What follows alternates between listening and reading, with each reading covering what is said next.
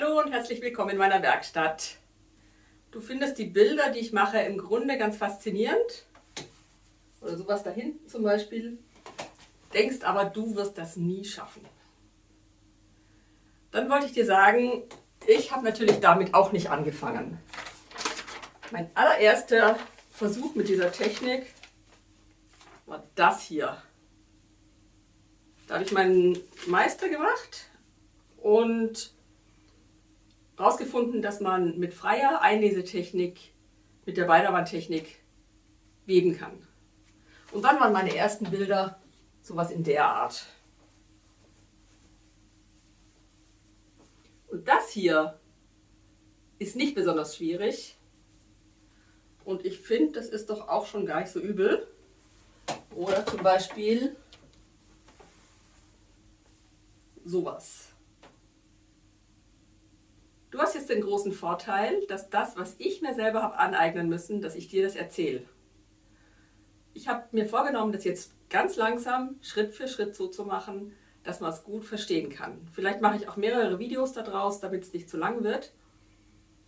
Und dann zeige ich dir, wie du von dem hier, oder noch viel früher natürlich, erst zu dem hier, dann zu dem hier und später, wenn du dran bleibst, sogar zu dem hier kommen kannst. Du denkst jetzt vielleicht, ich habe einen Webstuhl, der riesig ist, um sowas zu machen. Oder ich habe sehr viele Schäfte. Nein, ich habe einen Webstuhl mit 4 Schäften und 5 Tritten. Stopp, wenn du jetzt denkst, ja, da bin ich jetzt schon raus, ich habe nur 4 Schäfte und 4 Tritte. Ich bin davon überzeugt, dass man ohne Probleme an einen Webstuhl auch einen 5. Tritt hin basteln kann. Das ist nicht besonders schwierig. Klar, man braucht so ein bisschen Know-how oder so ein bisschen eine Idee, wie man das machen kann. Jeder Webstuhl ist ein bisschen anders, aber ich bin mir sicher, dass man einen 5. Tritt ohne Probleme noch dazu machen kann. Und dann kann man nämlich solche Sachen weben. Würde man die Beiderwandtechnik normal verwenden, müsste man pro jedem andersbindigen Kettfaden einen neuen Schaft haben. Also wenn ich praktisch die Beiderwandtechnik benutze, um unterschiedliche Sachen hoch und runter zu machen, brauche ich pro jedem Block, den ich neu mache, 2 neue Schäfte. Und da ist man bei meinem Meisterstück, war ich dann schon bei 8 Schäften und das ist noch nicht so besonders ausgefeilt. Also man könnte sehr viele Schäfte hinten dran machen. Bei dieser Technik aber, die ich dir zeigen werde, ist man ganz frei, mit 4 Schäften im Grunde alles zu machen, was man will. Und wenn man dann später noch zu den Farben kommt, ist man da wirklich ganz frei und kann auch solche Sachen weben. Bleib also dran, lass dich nicht sofort entmutigen. Ich zeige dir, wie es geht und ich hoffe, du bleibst dabei und probierst das mal aus. Los geht's! Das hier ist alles, was ich brauche, um die Bilder zu weben. Das sind die Schäfte. 1, 2, 3, 4. Auf den hinteren wird immer eingezogen 3, 4, 3 und dann im Wechsel wieder 4, 3, 4. Und dazwischen immer der erste und der zweite im Wechsel. Das ist der Rapport, der sich dann immer wiederholt. Tritte habe ich 5. Wobei der erste der Mustertritt ist, mit dem ich nachher das Muster auslese. Also wenn ich jetzt wenn ich den weglasse und ich webe nur 2, 3, 4, 5, habe ich eine Beiderwandbindung, die Grundbindung der Beiderwandbindung. Um dann ein Muster zu machen, brauche ich diesen Mustertritt. Das zeige ich euch später am Webstuhl direkt. Und hier ist die Anschnürung so, dass ich bei dem Tritt 1, bei dem Mustertritt, Schaft 3 und 4 gleichzeitig hochhebe. Also ich hebe praktisch diese Leinwandbindung, die sich daraus entstehen würde, hebe ich hoch, um dann das Muster zu weben. Aber nur an den Stellen, an denen ich möchte. Das zeige ich euch später. Würde ich also den ersten Tritt weglassen, dann mache ich einfach nur, dann würde ich weben 2, 3, 4, 5 und habe die Beiderwandbindung. ohne das Muster, was ja interessant ist. Ich zeige euch das jetzt am Webstuhl, dann versteht ihr es hoffentlich etwas besser. Schritt 1. Die beiden hinteren Schäfte gehen hoch. Schritt 2. Nur die Nummer 1. Schritt 3. Geht der dritte Schaft nach oben. 4. Geht der zweite Schaft nach oben. Und 5. geht der letzte Schaft nach oben. Schauen wir uns mal die anderen Tritte an. Bei Tritt 2 gehen wir hoch. Da ist nur der erste Schaft angebunden. Wenn ich den also hochhebe, sind 7 andere Kettfäden unten im Rapport. Kommt einem viel vor, ist aber richtig so. Und da wird dann immer der dicke Schuss geschossen. Wenn ich Nummer 3 mir angucke, dann ist da der dritte Schaft gehoben. Und dieser dritte Schaft enthält 3 Kettfäden pro Rapport. Also es ist sehr viel mehr als beim ersten. Da wird dann auch der dünne Schuss geschossen. Bei Tritt 4 ist es wieder nur einer, der gehoben ist, nämlich Schaft 2, wo nur ein Kettfäden pro Rapport drin ist. Dann schießt man wieder den dicken Schuss. Und bei 5 hat man den vierten Schaft, wo wieder 3 Fäden pro Rapport sind. Da wird wieder der dünne geschossen. Also man macht immer so: dicker Schuss, dünner Schuss, dicker Schuss, dünner Schuss. Das war jetzt ein bisschen Theorie. Wir kommen jetzt zur Praxis am Webstuhl. Wie sieht das aus, wenn man auf die Kettfäden guckt? Tritt 1 sind ziemlich viele oben. Schritt 2 sieht sehr lose aus. Da schießt man immer den dicken Faden. Schritt 3 sind wieder mehrere oben. Da schießt man den dünnen Faden. 4 ist der zweite Schaft und damit auch wieder sehr lose, der dicke Faden. 4 ist wieder Schaft 4 oben und dadurch wieder mehr Kettfäden. Da schießt man wieder den dünnen Faden. Das werde ich jetzt auch weben. Und zwar lasse ich diesen Auslesetritt einfach weg, so wie ich es vorher gesagt habe. Ich mache jetzt nur Tritt 2, 3, 4 und 5. Also 2, den dicken. 3, den dünnen.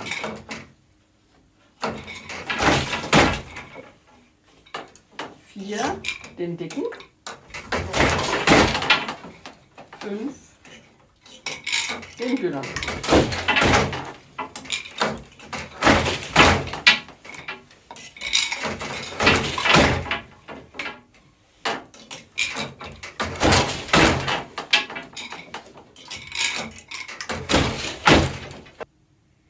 Wenn ich jetzt einfach immer so weiter webe, dann bekomme ich dieses Gewebe.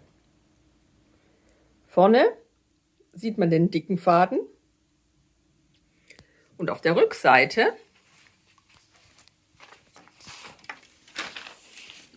unten rein sieht man hauptsächlich den dünnen Faden, hier in dem Fall der helle. Der blaue, den sieht man ein bisschen durch, also es wird kein rein weißes Gewebe auf der Rückseite, aber man sieht schon deutlich, dass es hinten eine andere Textur hat.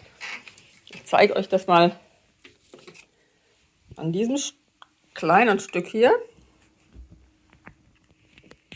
Da ist jetzt schon ein Muster drin, das zeige ich euch später. Aber man sieht hier die Farbe auf der Vorderseite und auf der Rückseite sieht man hauptsächlich dann das Helle. Also den dünnen Schuss. Man kann das natürlich unterschiedlich machen. Man kann natürlich auch den dicken Schuss hell nehmen und den dünnen Schuss dunkel. Das kommt darauf an, was man möchte. Ich habe eine helle Kette und nehme als den dünnen Schuss ein helles Garn und farbig dann den dicken Schuss. Also man kann es gut sehen. Vorne so und hinten sieht das dann so aus. Wie kriege ich das jetzt dann hin? Ich will ja jetzt ein Muster machen. Also brauche ich diese zweite Variante, dass ich das eine hochhebe und das andere nach unten kommt. Das erkläre ich euch jetzt. Würde ich jetzt nicht mit einem Mustertritt arbeiten, sondern nur mit Tritten, dann müsste ich die zweite Variante so anschnüren.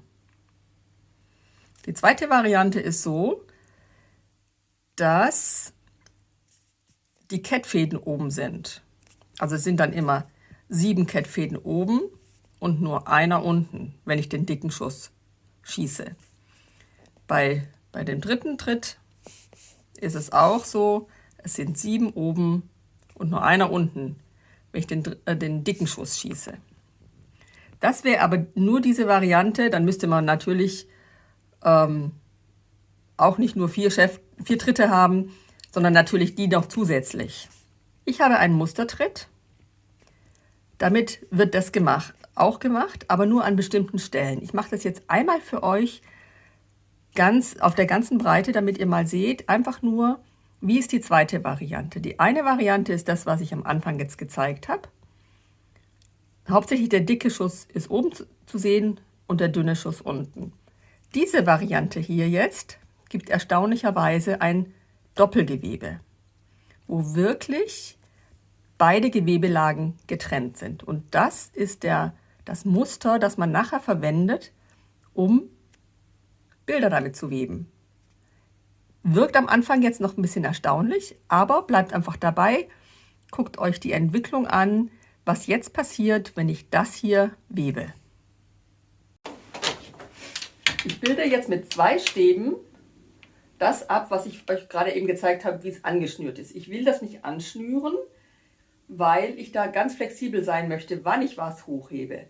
Aber um euch das einmal zu zeigen, mache ich es einmal über die ganze Breite. Und zwar, ich benutze hier den Mustertritt.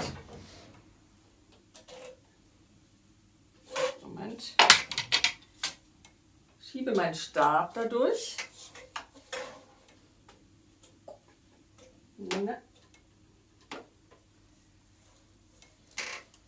Und habe die damit alle auf, also der Stab ist jetzt unter den ganzen Fäden, die ich da brauche. Dann trete ich den zweiten Tritt. Jetzt entsteht hier drin ein kleines Fach. Das ist ein bisschen schwierig, wenn man so das Ganze hier genommen hat, die ganze Breite, aber man kann es sehen. Und wenn ich den zweiten Tritt getreten habe, dann schiebe ich meinen zweiten Stab durch dieses kleine Fach, das da entsteht.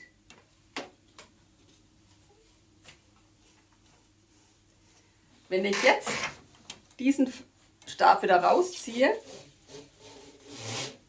und den Stab hochkant stelle, dann habe ich genau das Fach, das ich hätte, wenn ich es so angeschnürt hätte, wie ich es euch gerade gezeigt habe. Nämlich nur ganz wenige Fäden sind jetzt unten und ganz viele sind oben. Da kommt jetzt der dicke Schuss durch. Ich ziehe den Stab wieder raus und schlage an. Bei dem zweiten Tritt, bei mir jetzt schon der dritte, weil ich ja den Mustertritt noch habe, muss ich nur ganz normal treten.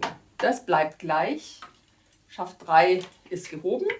Der dünne Schuss kommt durch. Beim nächsten brauche ich wieder den Mustertritt. Alle, die oben sind, da nehme ich unter diesen Stab, über diesen Stab natürlich. Also ich schiebe den Stab unter den ganzen hochgehobenen Kettfäden durch, trete den zweiten Grundtritt, bei mir jetzt hier der 4., schiebe den zweiten Stab wieder durch dieses dünne Fach, das hier entsteht. Ihr könnt es hier sehen, da ist ein Fach, das hier entsteht. ziehe den ersten Stab raus, stelle diesen Stab hochkant und jetzt habe ich wieder das, was ich vorher aufgezeichnet habe. Das könnte ich auch anschnüren, wenn ich nur das so will. Aber später will ich das so nicht. Das ist nur, um euch das zu zeigen. Da sind ganz wenige Fäden unten und die meisten sind jetzt oben. Da wird jetzt dann der Wickelschuss wieder geschossen. Der Stab rausgezogen und angeschlagen. Der nächste, da muss ich wieder ohne Stäbe arbeiten. Da kommt einfach nur der dünne Schuss und wird angeschlagen. Ich mache das ein paar Mal, dann seht ihr, was für ein Gewebe entsteht.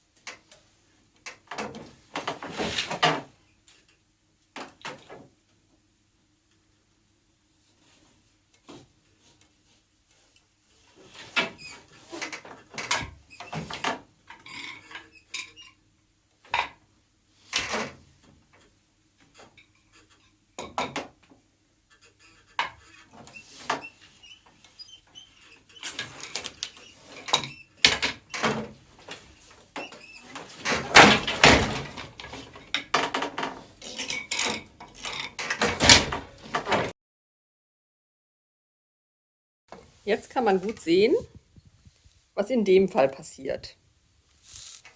Ich gebe mal, also man sieht hier schon mal, dass da ein weißes Gewebe entsteht, wo man keine solche Punkte sieht wie auf der anderen Seite von diesem hier. Also es ist nicht einfach so, dass es jetzt umgedreht ist, sondern es ist ein Doppelgewebe entstanden. Ich zeige euch das mal, wenn ich jetzt die hier hochhebe, kann man das sehen.